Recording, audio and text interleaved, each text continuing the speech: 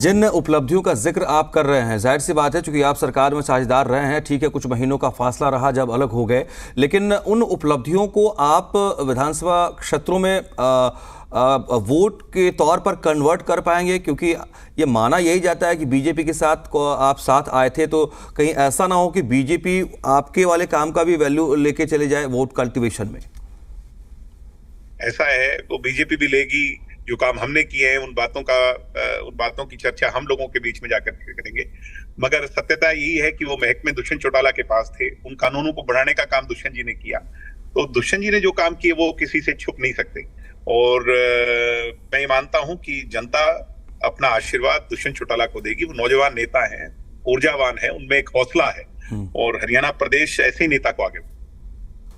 तो दिग्विजय, अब महत्वपूर्ण ये भी हो जाता है कि आपने संकेत तो दिए हैं कि देखते हैं हमारे पार्टी के नीति के हिसाब से, सोच के हिसाब से कौन लोग हैं साथ हो सकते हैं। कुछ नाम भी बताएंगे किन लोगों से बातचीत हो रही है या किन में आपको लगता है कि आपकी सेंटिमेंट के हिसाब से मैच हो, मतलब साथ जाने का एक संभावना दिखती है? राजनीति में टाइमिंग बहुत जरूरी होती है और समय से पहले कुछ बातें नहीं कही जानी चाहिए। तो मैं ये समझता हूं कि अभी थोड़ा सा इंतजार कीजिए, सब चीजें आपके सामने। पुराने एलआई के साथ का रिश्ता ठीक है, टूटता है, अलग होते हैं, लेकिन बिल्कुल खत्म हो जाए ये संभावना भी नहीं रहती। तो क्या मानकर चलें कि बीजेपी के साथ संभावनाएं बची हुई हैं पोस्ट अलायंस के बाद, मतलब ये रिजल्ट आ जाए उसके बाद के हिसाब से सही, बेशक आप पहले नहीं आ रहे हैं सामने? हमारा सबसे बड़ा नुकसान अगर किसी ने किया तो वो भारतीय जनता पार्टी ने किया।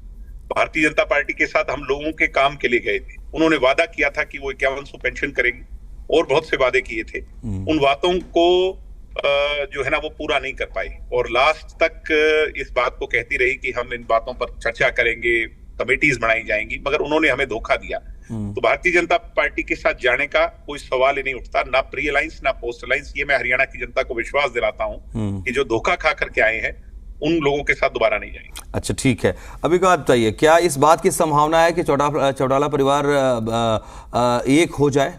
क्योंकि थोड़ा सा एक सेकेंड, रंजीत चौटाला थोड़े नाराज भी नजर आ रहे हैं अपनी सीट को लेकर के। आपने भी सुना होगा कि हलुपा प्रमुख की तरफ से, गोपाल कांडा की तरफ से भी उस सीट को लेकर के अपनी बात दावेदारी रख दी गई है। तो बहुत नाराज नजर आए, बिल्कुल यहाँ तक कह दिया कि बीजेपी अगर हमारे साथ रहना है तो देख ले, नहीं तो हम तो यहीं से लड़ेंगे। तो क्या इससे संभावना बन रही है कि एक साथ आ जाए? मैं मेरे पिता, मेरे दादा, मेरे परदादा से एक बात सीखा हूं कि सदैव सकारात्मक सोच रखनी चाहिए और परिवार की एकजुटता हो, इससे बड़ी बात क्या हो सकती है। परिवार जब एकजुट होता है तो उसका बड़ा अच्छा संदेश जाता है, लोगों में अच्छा संदेश जाता है। परिवार सदैव एकजुट रहना चाहिए था, पहले भी हमारा ये प्रयास था।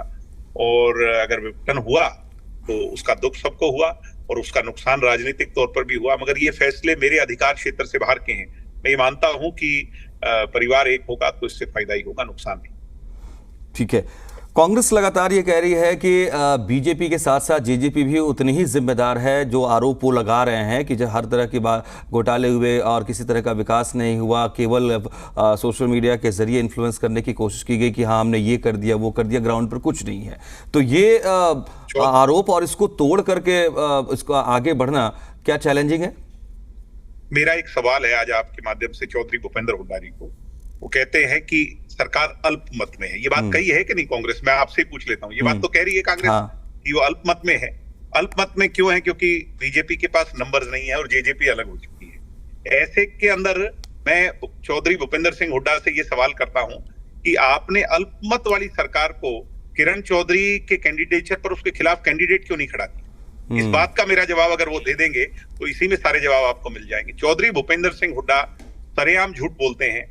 उनके लाडले सपूत दीपेंद्र भाई सरेआम झूठ बोलते हैं। जब उनके खुद के चुनाव की बात आती है तो नंबर तो यही थे, यही विधायक थे। तो अपने बेटे के लिए कैसे उन लोगों ने सब कुछ वो कर लिया?